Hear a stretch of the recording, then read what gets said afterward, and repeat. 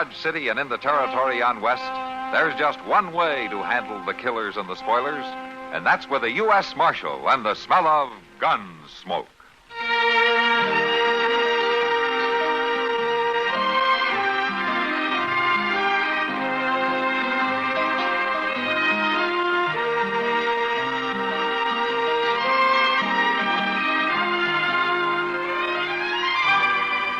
Gunsmoke, starring William Conrad, the story of the violence that moved west with young America, and the story of a man who moved with it. I'm that man, Matt Dillon, United States Marshal. The first man they look for and the last they want to meet. It's a chancy job, and it makes a man watchful and a little lonely.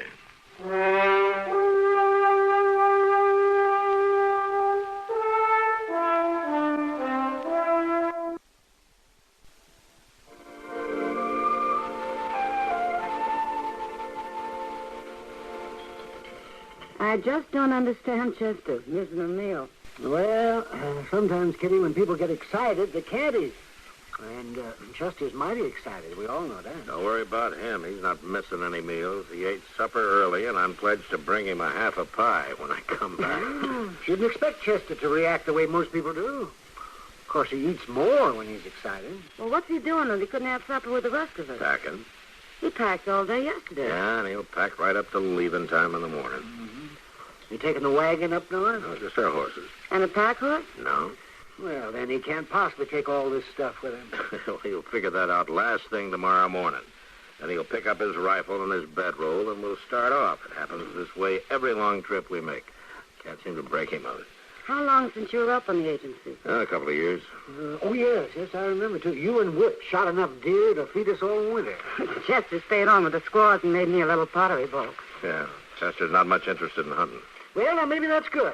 You turn a wild man like Chester loose on the agency, he's liable to clean it of game in no time. You know, if there's one couple I envy, it's Whip and Gladys. You're hacking to be an Indian agent, Kitty? No, but they're doing what they want to do. They believe in it, and they're good at it. Yeah, I sure never heard of Whip having any trouble with the Sioux.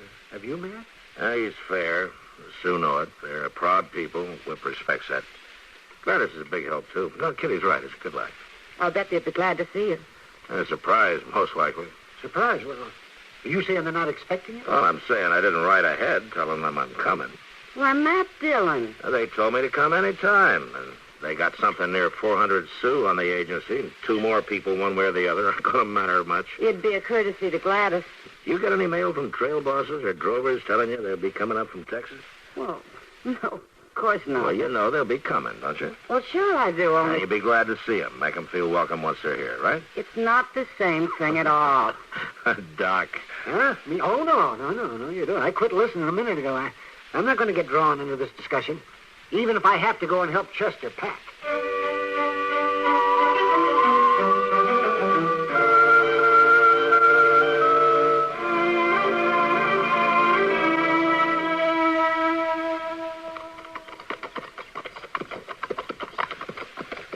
I'm just as sorry as I can be, Mr. Jones. Forget it, Chester. I don't know that I can ever forget it. Well, you can quit talking about it. That'd help. No, sir, I can't. Talking it out's going to be the one thing to make me see it clear. Of course, I had it packed in the first place. We both know that. Mm-hmm. Had it in the very same carpet bag with them new boots, my underwear, and a side of bacon. Then the time come to sort out what I'd take for sure. And mind you, you was hounding me not to bring so many extras. Yeah, I remember that. Well, so I figure, who needs new boots? And that's the way I come to leave the coffee pot behind. Yeah. Well, we managed with 10 cans so far. And in another 3 miles or so, Gladys will have a pot on the stove. I sure won't make that mistake again. Yeah. Next time, bring your boots, Chester. Look yonder, Mr. Dillon. Coming over that ridge. Looks like a welcoming party. Yeah, might be. Well, if there appears to me they're all Indians, Mr. Dillon. Well, it's a Sioux reservation, Chester. Well, yes, of course. So let's hold up a minute. I tell you, if they're riding toward you this way, it's comforting to know they ain't hostile. Yeah, you bet it is.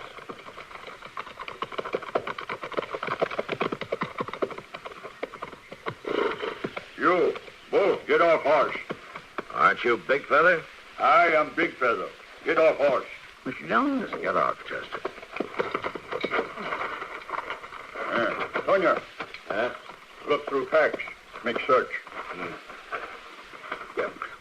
What are they looking for, Mr. I don't Jones? know. I guess you don't remember me, Big Feather. Matt Dillon. You are a friend of White Agent. Big Feather know you. You bring wagon? No. Bring pack mule? No, we're just as you see us. You find nothing? Nothing, Big Feather. Why you come? To visit my friend, the White Agent. He asked you come? No. What's wrong here, Big Feather? Has something happened to Whip? You ask him. He's all right then, huh? You ask him. Big Feather, I've come here before many times. You and we've hunted together. I count you my friend, too. Why do you stop me now and search me? You have many questions. White Agent has many answers. Now, I ask you questions. Why you let me stop you? You have gun. Look, me, my braves, we have no gun. He's right, Mr. Jones. You know, one of them has a gun. Well, who took your guns, Big Feather? You ask White Agent. Will I be stopped again on my right end? My people will not stop you.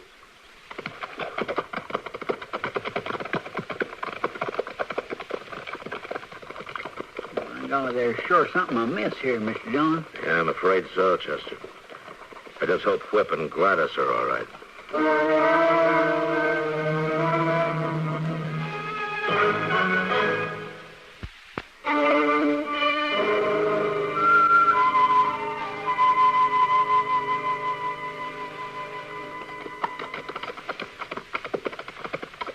Mr. Jones, it's kind of eerie-like. Ain't a sign of life around. Now, there's life. You can feel it. Looking out from the lodges. But what they're doing inside this time of day, I sure don't know. Last time we couldn't hardly ride through here for the squaws and young. Yeah. Now, take a look at the lodges. Looks like they're falling apart. You sure wouldn't know it's the same place. Well, we're bound to find out some answer here. Mr. Dillon, Whip's house ain't looking too fitted south. No, it isn't.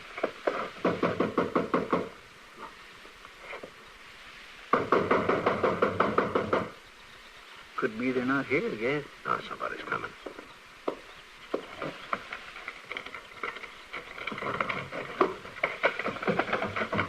Get out of here. I'll blow your head off. Whip. Matt Dillon? Yeah.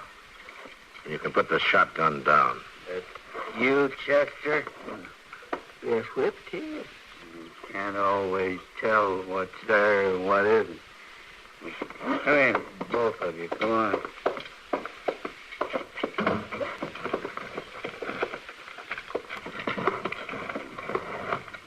What are you locking against, Whip? Trouble. Sit down. Sit down.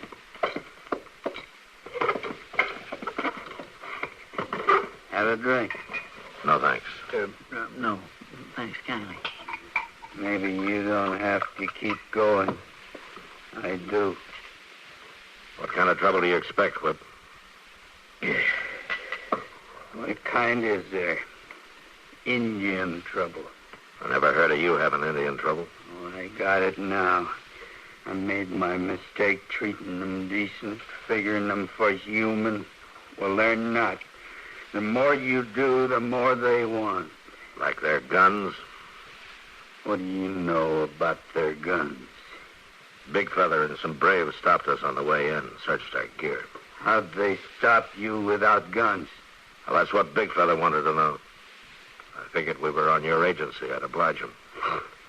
Oblige? You got their guns, Whip? I got 'em all right, under lock and key in the storeroom. And I'm keeping 'em. I watch over 'em half the time and Gladys the other half. That's where she is now, the storeroom? She's there, all right.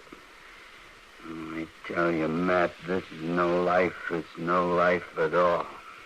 Chester and I can spell Gladys for a while. You can both get some rest. No. I never even asked what brought you up this way. And I had in mind some hunting. but that'll come later. You sure you won't have a drink? What was that? Oh, artillery like this. We got army near here, you know. Yeah. Well, we'll head on out to the storeroom. You get some sleep, huh? You just might, Matt. With you here, I might sleep. I just might feel safe enough.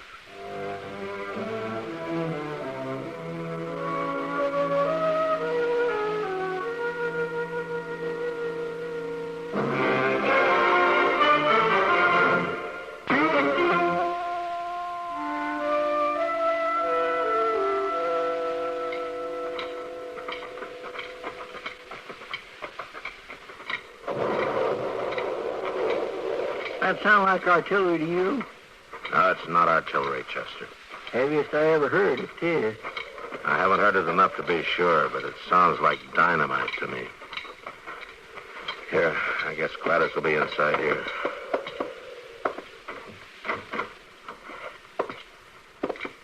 Gladys? Matt. Matt. Oh, you gave me a fright. Well, Chester and me were scaring everybody half to death today. It is you. It is really you and Chester. Yes, ma'am, it sure is. I just never thought I'd see any of my friends again. I'm sorry. What? Gladys, is it that bad? Oh, Matt, it's hell. It's plain hell. Well, what happened? Have you seen him? Whip? Yeah, sure, we've seen him. I still don't get the straight of what's going on here. Well, don't expect it from me, Matt. I don't know. I honestly don't know. He's not the same. Whip's no more the man I married or any part of him than any stranger you could mention. Well, if the Indians have turned against him, maybe he's got cause to change. Well, maybe he has. I don't know. But he took their guns. They must have done something. Oh, taking their guns was the last he did. Before that, it was their food. You mean to say Whip is holding back food from them? Yes, they came to him with some complaint. I don't know what it was. Something about their hunting grounds. Whip got enraged, really enraged, and he began to cut back their rations. Finally, their guns. I don't know what'll happen next. How long's it been like this? Oh, months. I don't know. You hear that a lot, do you, Gladys? All the time. There must be big trouble somewhere. I never heard the Army guns this close before. Yeah. Well, look, Gladys, we told Whip we'd spare you here so that you could get some rest. Oh, no. I'm not tired. And you must be riding all this way. I'm fine, really. And later when Whip comes down, I'll fix you a nice supper. Now, then, you just let us take over like Mr. Dillon says. You look kindly peaked at me. No, I'm perfectly fine. I won't let you. This, where the guns are locked up, Gladys? I think so. I'm not sure. Please, Matt, I wish you'd... You wish I'd stay out of it? Yes. Yes, I wish you would. All right. I know you're not afraid, Gladys. What makes you think I'm not? Well, Whip is. He's got a shotgun, and he keeps himself locked and bolted in his own house. You're not armed. Well, I never was a hand with guns. You know that. And the door here, it was open. We just walked in. I must have forgotten. You never were a hand to lie, either. Oh, Matt, I'm afraid. I'm terrified. But I feel responsible. Please don't ask me to explain it. Just go on back to Whip. I really think he needs more help than I do. Maybe he does at that.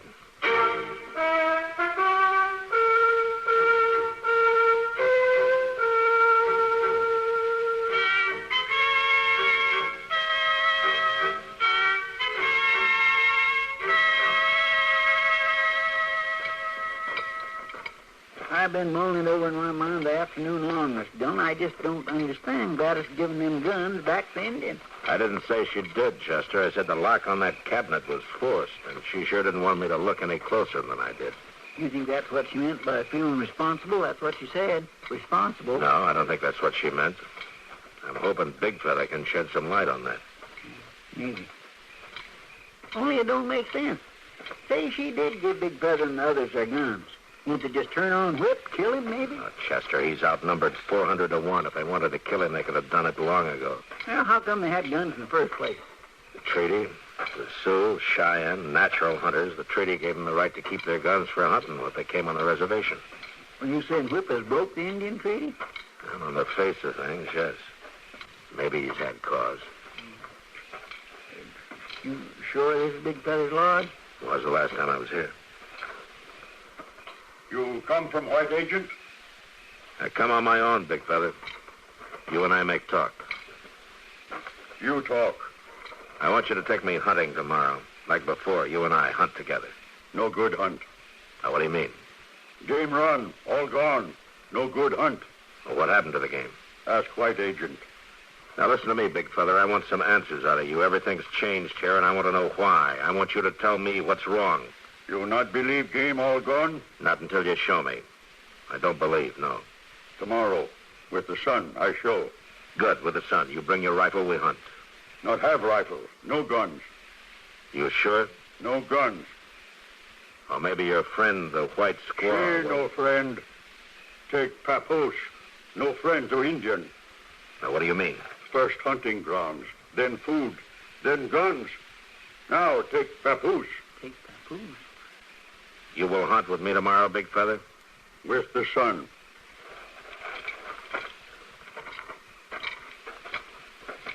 I feel like I'm just about to give up.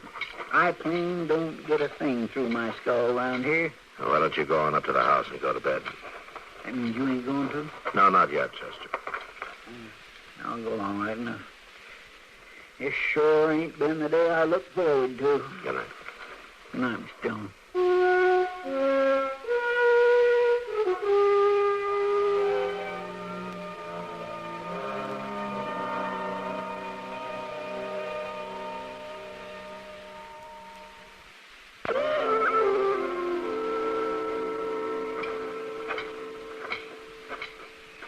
Matt. What? Over here. Gladys, what's wrong? You were talking to Big Feather earlier. What'd he tell you? I guess you know. He says you're going to take their papooses. Oh, I knew it. I told you I feel responsible for so much of this. I thought I could make him understand, but it only made things worse. Understand what? Oh, things have been so bad here. I thought I could offer them a little hope. They used to trust me. I told them we'd start a school for the youngsters. And they took it to mean that you were going to steal their young ones away, huh? A year ago, they'd have understood. But now the hate that's built up, the fears, the mistrust. I was a fool to say it. Well, you were trying your own way, Gladys. Nothing wrong with that. I was sharp with you, Matt, telling you to stay out of it. But I was afraid. Afraid I'd find the guns gone? No, the lock. It was forced. Yeah, I saw that. But the guns are still there. I checked. I wanted you to leave so I could replace the lock before Whip found out. Believe me, Matt, the guns are still there. I believe you, Gladys. Whip's in there now? He's still sun up. I spell him then. Matt, what can we do? I don't know yet. Tell me this. Has Whip ever asked the Army to come in and straighten this out? Never once. I've asked him to, but he says it's his business. Well, maybe tomorrow I'll know more whose business it is.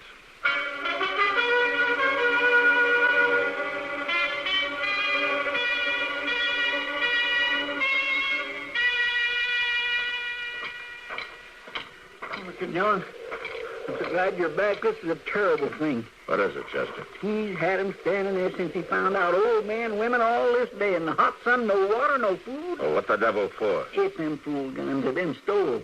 He's been hitting out at everybody. Near beat Gladys to death before I pulled her free of it. When did it happen? Right after sunup. Right after Gladys spelled him. He went back to the storeroom and found them gone. Oh, he has been so mean, Mr. Dillon. All right, where is he now? Yonder, tearing their lodges apart, looking for them guns. You better look out for him. He's drunk and wild. You better look out for me. Look, there he is. Yeah, I see him. Whip. Whip! Stop it. Are you in on this too, Dillon?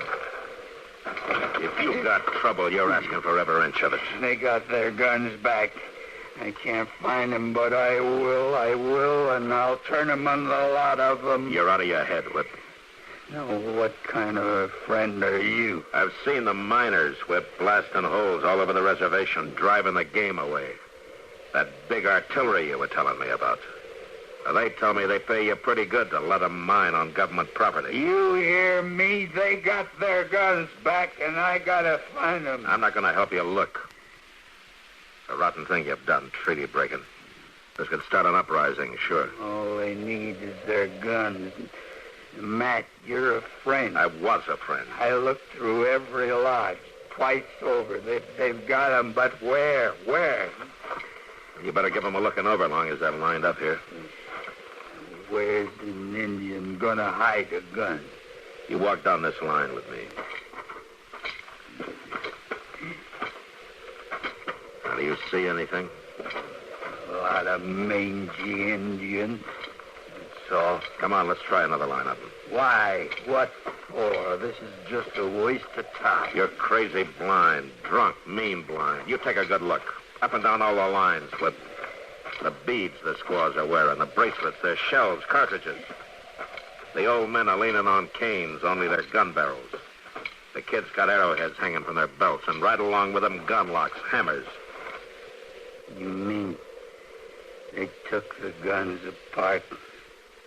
They're wearing them? Yeah. And if you're lucky, maybe the Army will get here before they get a chance to put them together. The Army? You're through, Whip. All through. Chester and I will stop at Fort Kearny on our way out. And we'll be taking Gladys with us. If she'll go.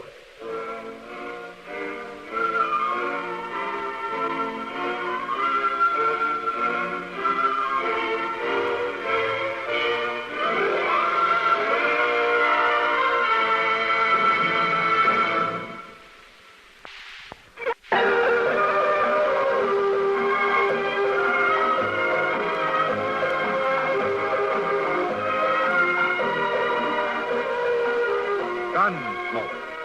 Produced and directed in Hollywood by Norman Macdonald, stars William Conrad as Matt Dillon, U.S. Marshal.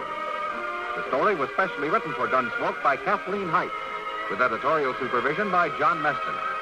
Featured in the cast were Virginia Christine, Vic Perrin, and Ralph Moody. Harley Bear is Chester, Howard McNear is Doc, and Georgia Ellis is Kitty. This is George Walsh inviting you to join us again next week when CBS Radio presents another story on Gunsmoke.